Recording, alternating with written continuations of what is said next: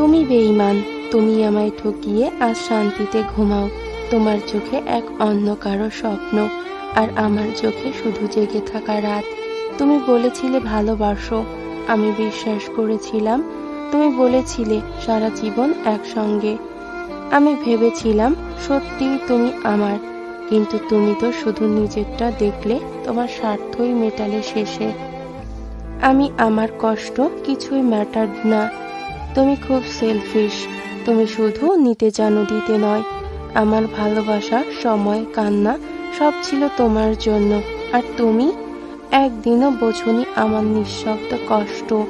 আজ তুমি নিশ্চিন্ত, আর আমি তোমার স্মৃতির ভারে ভেঙে পড়েছি প্রতিদিন। তবুও অভিশাপ দিই নাই, কারণ আমি ভালোবেসেছিলাম।